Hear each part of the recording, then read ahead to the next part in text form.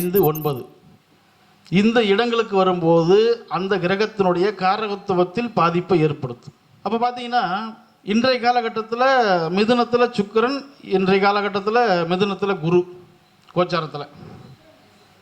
என்னுடைய ஜாதகத்தில் சுக்கிரன் 2ஆம் இடத்துல மிதுனத்தில். இப்போ அந்த மிதுனத்தில் இருக்கக்கூடிய சுக்கிரன் மேலே குரு ஏறுது. எனக்கு ரிஷப லக்னம், அஷ்டமாதிபதி இல்லையா, எனக்கு அஷ்டமாதிபதி புத்தியும் நடக்குது.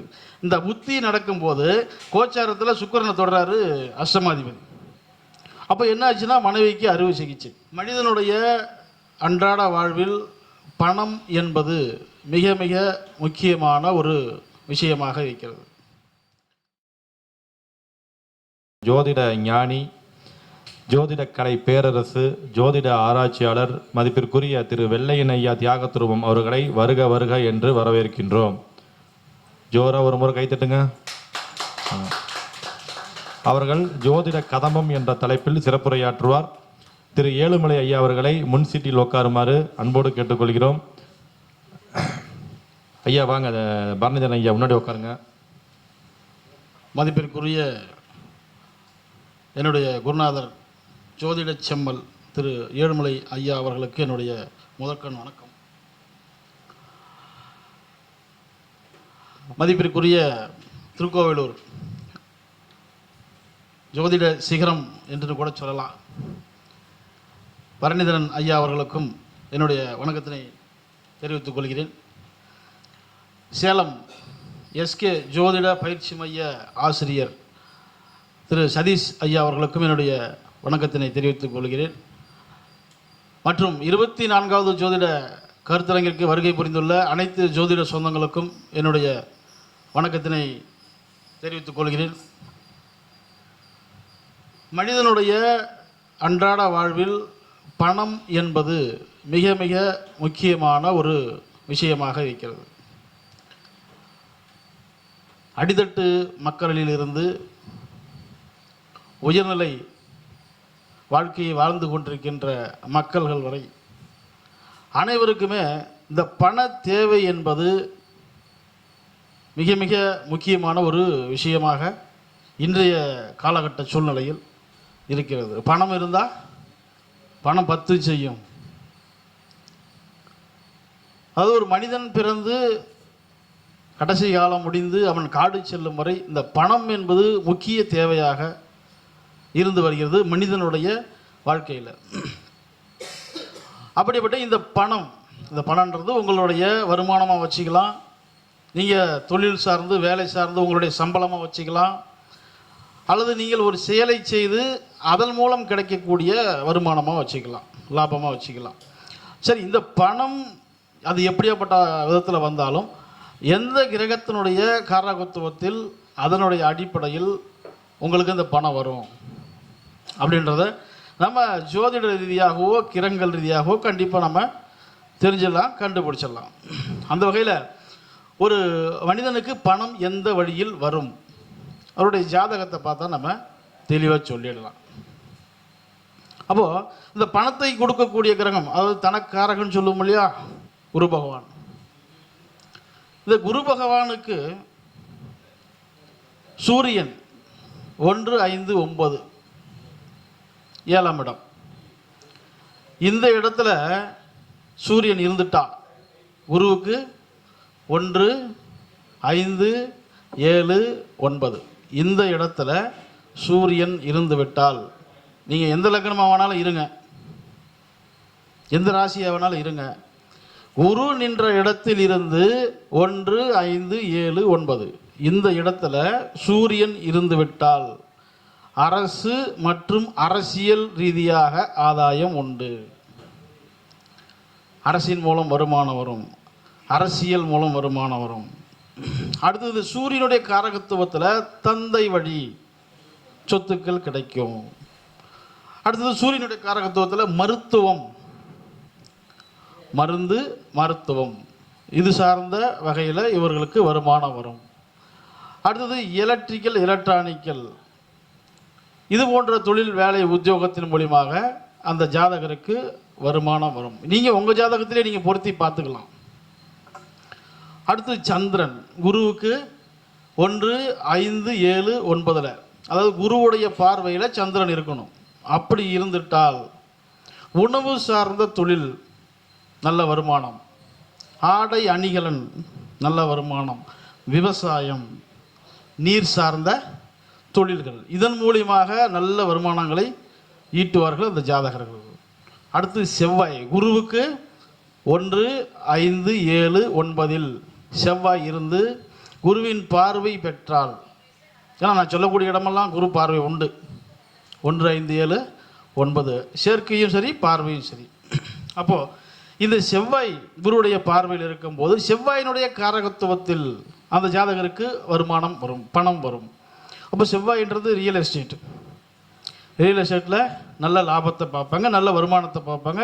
அதே போல் போலீஸ், இராணுவம் இது போன்ற உயர்ந்த துறையில் இருக்கக்கூடிய, வேலையில் உத்தியோகத்தில் இருக்கக்கூடிய, அதனால் வரக்கூடிய வருமானத்தை இவர்கள் ஈட்டுவார்கள். அதே போல் இதுலேயும் செவ்வாய்க்கு நீங்கள் மருத்துவம், எலக்ட்ரிக்கல், எலக்ட்ரானிக்கல் இது போன்ற வேலை உத்தியோகத்தின் மூலம் இவர்களுக்கும் வருமானம் வரும். அடுத்தது செவ்வாய் மந்திரம், தந்திரம், மாந்திரீகம் இதன் மூலியமாகவும் இவங்க வருமானத்தை பார்ப்பார்கள். அடுத்து புதன், குருவுக்கு 1, 5, 7, 9 புதன் இருந்து விட்டால் இவர்களுக்கு தகவல் தொடர்பு, தொலைத்தொடர்பு, அடுத்தது ஆன்லைன் பிஸ்னஸ், பண பரிவர்த்தனை இதன் மூலியமாக வருமானத்தை ஈட்டுவார்கள். அடுத்தது கணிதம், மேனேஜ்மெண்ட் பண்ணுறது, பேங்க் வேலை சம்பந்தப்பட்ட துறைகளிலிருந்து இவர்களுக்கு வருமானம் வரும். அடுத்தது ஆசிரியர் துறை, ஜோதிடம், சாஸ்திரம் இதிலெல்லாம் இது மூலியமாக வருமானத்தை இவர்கள் ஈட்டுவார்கள். அடுத்தது பார்த்திங்கன்னா சுக்கிரன், குருவுடைய பார்வையில் குருவுக்கு 1, 5, 9 இந்த இடங்களில் சுக்கிரன் இருக்கும்போது வாகனத்தின் மூலம் நல்ல வருமானத்தை ஈட்டுவார்கள். அடுத்தது கட்டிட கலை சார்ந்த துறையில் வருமானம், நல்ல வருமானத்தை ஈட்டுவார்கள். அடுத்தது கம்ப்யூட்டர், இதுவும் நம்ம தொலைத்தொடர்பு எடுத்துக்கலாம். அடுத்தது சினிமா துறை, சீரியல் இது போன்ற விஷயங்கள் மூலியமாக இவர்களுக்கு நல்ல வருமானமும் ஆதாயமும் உண்டு. இதன் மூலமே இவர்களுக்கு பெயரும் புகழும் உண்டு. அடுத்தது சுக்கிரன் முடிஞ்சு சனி, குருவுக்கு 1, 5, 7, 9 இந்த இடங்களில் சனி பகவான் இருக்கும்போது இரும்பு இயந்திரம், ஆயுதம் இதெல்லாம் தயாரிக்கக்கூடிய வழியில் இவர்களுக்கு வருமானம் கிடைக்கும். அதே போல் ஆயில், பெயிண்டிங், பெட்ரோலியம், அடுத்தது சட்டத்துறை இது போன்ற விஷயங்கள் மூலியமாக இவர்களுக்கு வருமானம் கிடைக்கும். அடுத்தது ஆள் அடிமை, இவங்களுக்கு கீழே ஒரு 10 பேர் வேலை பார்ப்பாங்க, அவங்களால இவர்களுக்கு லாபம் கிடைக்கும். அது போன்ற விஷயத்தில் இவங்க பார்த்திங்கன்னா வருமானத்தை ஈட்டுவார்கள். அடுத்தது ராகு, குருவுடைய பார்வையிலையோ குருவுடைய சேர்க்கையிலையோ அந்த ராகு இருக்கும்போது குருவுக்கு 1, 5, 7, 9 இந்த இடங்களில் அந்த ராகு இருக்கும்போது இல்லீகல் பிஸ்னஸ் செய்வாங்க, மறைமுக தொழில், சட்டத்துக்கு புறம்பாக, அரசுக்கு எதிராக, சட்ட விரோதமாக செய்யக்கூடிய தொழில், இதன் மூலம் நல்ல வருமானத்தை ஈட்டுவார்கள். அதே போல் மந்திரம், மாந்திரீகம் இதன் மூலியமாகவும் இவர்களுக்கு வருமானம் வரும். இதில் ராகுவுக்கும் மருத்துவம் சார்ந்த துறைகளிலிருந்து இவங்களுக்கு வருமானம் வந்துக்கிட்டு இருக்கும். அடுத்து பார்த்தீங்கன்னா இவங்களுக்கு அந்த அந்நிய மனிதர்களுடைய தொடர்பு, இவர்களுக்கு அந்நிய மனிதர்களுடைய தொடர்பு இருக்கும். அதன் மூலியமாக இப்போ வெளிநாடு, வெளிதேசம் ஆள் அனுப்புகிற வேலையில் இருக்கு இல்லைங்களா, ஏஜென்ட், இதன் மூலியமாக இவங்களுக்கு வருமானம் வரும். அடுத்தது கேது, குருவுக்கு 1, 5, 7, 9 இந்த இடங்களில் கேது இருந்தால் ஆன்மீகம் சார்ந்து மந்திரம், மாந்திரிகம், பூஜை, புனஸ்காரம், புரோகிதம் இது போன்ற விஷயங்களில், அடுத்தது சாஸ்திரம், ஜோதிடம் இது போன்ற விஷயங்களில் இவங்களுக்கு வருமானம் வந்துகிட்டு இருக்கும். அடுத்தது கேதுவுக்கும் நாம் மருத்துவத்தை எடுத்துக்கலாம், மருத்துவத்துறையிலையும் இவங்களுக்கு வருமானத்தை கொடுக்கக்கூடிய ஒரு நிலையை உருவாக்கும். இந்த குருவின் பார்வையில் இருக்கக்கூடிய கிரகத்தின் வாயிலாகத்தான் ஒரு மனிதனுக்கு வருமானம் வரும். இதில் உங்களுக்கு எத்தனை பேருக்கு இருக்குதுன்னா நீங்கள் செக் பண்ணி பாருங்கள். ஓகே, சரி. அடுத்தது ஒவ்வொரு ஜாதகத்தில் உள்ள கிரகங்களை உங்களுடைய அஷ்டமாதிபதி கோச்சாரத்தில் 1, 5, 9 இந்த இடங்களுக்கு வரும்போது அந்த கிரகத்தினுடைய காரகத்துவத்தில் பாதிப்பை ஏற்படுத்தும். உங்களுக்கு அஷ்டமாதிபதி புத்தி நடக்கணும். அந்த புத்தி நடக்கும்போது உங்கள் ஜாதகத்தில் இருக்கக்கூடிய கிரகங்களுக்கு திரிகோணத்தில் வரணும். 1, 5, 9 திரிகோணத்தில் வரணும். இப்போ உங்கள் ஜாதகத்தில் ஒரு உதாரணத்துக்கு சொல்லலாம். இப்போ என்னுடைய ஜாதகத்தில் 2ஆம் இடத்துல சுக்கிரன், எனக்கு அஷ்டமாதிபதி புத்தி நடந்துட்டு இருக்கு. அப்போ பார்த்தீங்கன்னா இன்றைய காலகட்டத்தில் மிதுனத்தில் சுக்கிரன், இன்றைய காலகட்டத்தில் மிதுனத்தில் குரு கோச்சாரத்தில். என்னுடைய ஜாதகத்தில் சுக்கிரன் 2ஆம் இடத்துல மிதுனத்தில். இப்போ அந்த மிதுனத்தில் இருக்கக்கூடிய சுக்கிரன் மேலே குரு ஏறுது. எனக்கு வந்து ரிஷப லக்னம், அஷ்டமாதிபதி இல்லையா, எனக்கு அஷ்டமாதிபதி புத்தியும் நடக்குது. இந்த புத்தி நடக்கும்போது கோச்சாரத்தில் சுக்கிரனை தொடராரு அஷ்டமாதிபதி. அப்போ என்ன ஆச்சுன்னா மனைவிக்கு அறுவை சிகிச்சை. ஏன்னா சுக்கிரன் காரகத்துவம் சம்பந்தமான பாதிப்புகளை கொடுக்கும். அது 2ஆம் இடம் என்பது 2, 6, 10 இது எல்லாமே பாதிக்கும். அப்போ 2ஆம் இடம்ன்றது குடும்பம், வருமானம். 6ஆம் இடம் என்பது கடன், கடன் வாங்கினே கடன் வாங்கினேன். 10ஆம் இடம் தொழிலும் பாதித்து, ஏன்னா வருமானமும் இல்லாத போயிடுச்சு அந்த ஒரு குறிப்பிட்ட ஒரு 1.5 மாத காலம். அப்போது உங்களுடைய ஜாதகத்தில் உள்ள அத்தனை கிரகங்களையும் இந்த அஷ்டமாதிபதி புத்தி அல்லது அஷ்டமாதிபதி கோச்சாரத்தில் சுற்றி வரும்போது எந்த கிரகத்துக்கு 1, 5, 9 இருக்கிறாரோ அந்த கிரகத்தினுடைய காரகத்துவம் பாதிக்கப்படும். இதுவே செவ்வாயாக இருந்தால் நிலம் சம்பந்தமான, சகோதர சம்பந்தமான பிரச்சனைகள், பாதிப்புகள் வரும். அதுபோல் புதனுக்கு திரிகோணத்தில் உங்களுடைய அஷ்டமாதிபதி கோச்சாரத்தில் சுற்றி வரும் காலம் தாய் மாமனை பாதிக்கும். இது போன்ற விஷயத்தில் நீங்கள் எடுத்துக்கலாம். லக்னாதிபதியாக இருந்தால் லக்னாதிபதி ஜாதகரை பாதிக்கும். அதே போல் கோச்சாரத்தில் 4, 8, 12 இந்த பாவங்களில் இருக்கும்போது வாகன விபத்தை உண்டாக்கிடும் அல்லது தாய்க்கு மருத்துவ செலவை கொடுத்துடும். இது போன்ற நிலையை சொல்லலாம். அடுத்து ஐயா ஒரு விஷயம் கேட்டிருந்தார் காலையிலேயே, சூரியன் 9ல் இருக்கலாமா? ஏன்னா இது வந்து காரக பவனாஸ்திபடி சொல்லியிருப்பாங்க, அதாவது விதியை மட்டும்தான் சொல்லியிருக்காங்க. இதுக்கு விதிவிலக்குன்னு யாரும் சொல்லலை. ஏன்னா ஒவ்வொரு லக்கணத்துக்கும் இந்த காரக பவனாஸ்திபடி விதிவிலக்கு உண்டு. இப்போ மேஷ லக்கணம், ரிஷப லக்கணம் எடுத்துங்க. சூரியன் 9ல் இருக்கலாமா கேட்டால் இருக்கலாம், 100% இருக்கலாம், எந்த விதமான பாதிப்பும் கொடுக்காது. அதே போல் கடக லக்கணம், சிம்ம லக்கணம், சூரியன் 9ல் இருக்கலாமான்னு கேட்டால் இருக்கலாம், தந்தைக்கு எந்த விதமான பாதிப்பும் கொடுக்காது.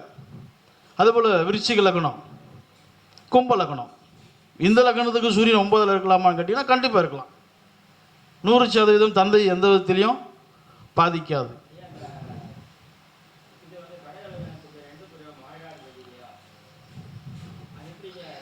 ஐயா நான் வந்து என்னுடைய யூடியூப்பில் நான் சவால் விட்டே சொல்லியிருக்கேன். 8ஆம் இடமும் பாதகஸ்தானமும் மட்டும்தான் ஒரு மனுஷனுக்கு மரணத்தை கொடுக்கும். மற்ற எந்த அதிபதிகள் புத்தி அந்தரம் நடந்தாலும் மரணத்தை கொடுக்காது.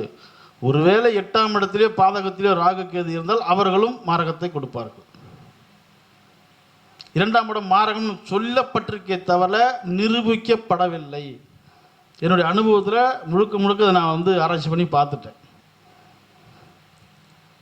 2, 7 மாரகம் அப்படின்னு சொல்லியிருப்பாங்க, ஜோதிட நூல்கள் அப்படித்தான் சொல்லுது. 2, 7 மாரகம் சொல்லப்பட்டிருக்கு எந்த லக்னமாக இருந்தாலும். அடுத்தது சிற லக்னத்துக்கு 3, 8 மாரகம் சொல்லியிருக்கு. சிற லக்னத்துக்கு 3, 8 மாரகம் சொல்லியிருக்கு. ஆனால் வந்து அனுபவத்தில் இது வரைக்கும் பார்த்த வகையில் அந்த சிற லக்னத்துக்கு 8ஆம் இடம் மட்டும்தான் மாரகத்தை செய்யுது, 3ஆம் இடம் மாரகத்தை செய்யலை. ஒரு சிறு பாதிப்பை மட்டும் கொடுக்குதே தவிர மாரகத்தை செய்யலை சிற லக்கணத்துக்கு. அதனால் 2, 7 மாரகம்ன்றதை தூக்கி ஓரம் கட்டுருங்க. ஜோதிட நூல்கள் அப்படித்தான் இருக்குது. 2, 7 மாரகம் செய்யாது. 7ஆம் இடம் மாரகம் செய்யுதுன்னா உபய லக்கணத்துக்கு செய்யும். மிதுனம், கன்னி, தனுசு, மீனம் இந்த 4 லக்கணத்துக்கும் 7ஆம் இடம் மாரகம் செய்யும். மற்ற லக்கணங்களுக்கு மேஷ லக்கணம் பாருங்கள், சர லக்கணம் 11ஆம் இடம் மாரகம் செய்யும், 8ஆம் இடமும் மாரகம் செய்யும். இது நீங்கள் புரிஞ்சிக்கிட்டீங்கனாலே போதும். என்ன மேஷ லக்கணமா சனி புத்தி நடக்குதா, மரணத்திற்கு ஒப்பான கண்டம் உண்டு. கடக லக்கணமா சுக்கிர புத்தியா, மரணத்துக்கு ஒப்பான கண்டம் உண்டு. துலா லக்னம் சூரிய புத்தி மரணத்துக்கு ஒப்பான கண்டத்தை உண்டு பண்ணும். அடுத்து மகர லக்னம் பாதகாதிபதி 11ஆம் அதிபதி செவ்வாய் மரணத்துக்கு ஒப்பான கண்டத்தை உண்டு பண்ணும். இந்த சரலக்கணத்துக்கு 11ஆம் இடம் மாரகத்தை செய்யும். இல்லைன்னா மரணம் தருவாய் வரைக்கும் போயிட்டு வந்துடுவீங்க. அது போன்ற ஒரு நிலையை தான் கொடுக்கும் இந்த சரலக்கணத்துக்கு 11ஆம் இடம். ஆனால் 2-7 மாரகன்றது அது வந்து சொல்லப்பட்டிருக்கே தவிர நிரூபிக்கப்படவில்லை. எந்த ஜோதிடர்களாலையும் நிரூபிக்கப்பட முடியல. நானும் முடிஞ்ச வரைக்கும் எடுத்து பார்த்துட்டேன்.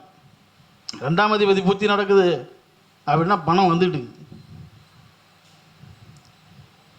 2ஆம் அதிபதி மேஷ லக்கணத்துக்கு 2க்கு 7 கூடிய சுக்கிரன் புத்தி நடக்குது, பணம் வருது, வருமானத்தை கொடுக்குது, பொருளாதார முன்னேற்றத்தை கொடுக்குது. ஏன்னா அது போன்ற நிலையில் கொடுக்கும். 2-7 மார்க்கம் தயவு செய்து எடுக்காதீங்க. ஜோதிட நூல்களில் விதிகள் மட்டும்தான் சொல்லப்பட்டிருக்கு, அதுக்கான விதிவிலக்குகள் சொல்லப்படல. இந்த காரக பவனாஸ்தி கூட இப்போ சொன்ன பார்த்தீங்களா, இந்த லக்கணத்துக்கெல்லாம் சூரியன் 9ல் இருக்கலாம். மேஷ லக்கணத்துக்கு சுக்கிரன் 7ல் இருக்கலாமான்னு கேட்டால் கண்டிப்பாக இருக்கலாம். இது இப்போ காரக பவனாஸ்தி இல்லை. நீங்கள் ஆதிபத்திய ரீதியாக எடுங்க. இதுவே ரிஷப லக்கணத்துக்கு சுக்கிரன் 7ல் இருக்கக்கூடாது, அது காரக பவனாஸ்தி தான். அதேமாதிரி கடக லக்கணத்துக்கு சுக்கிரன் 7ல் இருக்கக்கூடாது. ஆமாம். அதே போல் சிம்ம லக்கணத்துக்கு சுக்கிரன் 7ல் இருக்கக்கூடாது. ஆமாம். அதே போல் இல்லை ஏன்னா 3ஆம் இடம் வந்தது இல்லை, 3, 7, 11 காம திரிகோணம். அதே போல் கன்னி லக்கணத்துக்கு சுக்கிரன் 7ல் இருக்கலாமான்னு கேட்டால் கண்டிப்பாக இருக்கலாம். இது வந்து திருமணத்தில் எந்த விதமான சிக்கலையும் கொடுக்காது, தந்தைக்கு மட்டும் பாதிப்பு கொடுக்கும். துலா லக்கணத்துக்கு சுக்கிரன் 7ல் இருக்கக்கூடாது, அது காரக பவனாஸ்தி தான். துலா லக்கணத்துக்கும் விருச்சிக லக்கணத்துக்கும் சுக்கிரன் 7ல் இருக்கக்கூடாது. தனுசு லக்கணத்துக்கும் இருக்கக்கூடாது. தனுசு லக்கணத்துக்கு ரோகாதிபதியாக வர்றதால சுக்கிரன் 7ல் இருக்கக்கூடாது, இதெல்லாம் காரக பவனாஸ்தி. மகர லக்கணத்துக்கும் கும்ப லக்கணத்துக்கும் இருக்கலாம் யோகாதிபதி. மீன லக்கணத்துக்கும் சுக்கிரன் 7ல் இருக்கக்கூடாது. ஏன்னா இதெல்லாம் வந்து காரக பவனாஸ்திக்கு விதி விலக்கு. மகர லக்னம் கும்ப லக்னம் இந்த 2 லக்கணமும் வந்து காரக பவனாஸ்தி சுக்கிரனுக்கு விதி விலக்கு உண்டு. இந்த 2 லக்கணத்துக்கு.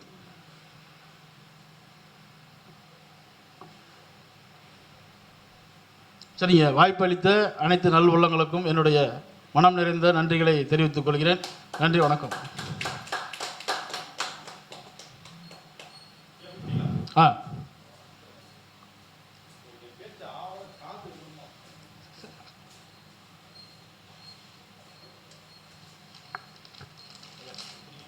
மிக அற்புதமான முறையில் ஜோதிட ஆராய்ச்சியாளர் மதிப்பிற்குரிய வெள்ளையன் ஐயா அவர்கள் சிறப்புரையாற்றினார். ஐயா அவர்களுக்கு ஏழுமலை ஐயா அவர்கள் சிறப்பு மரியாதை செய்வார்கள். ஐயா.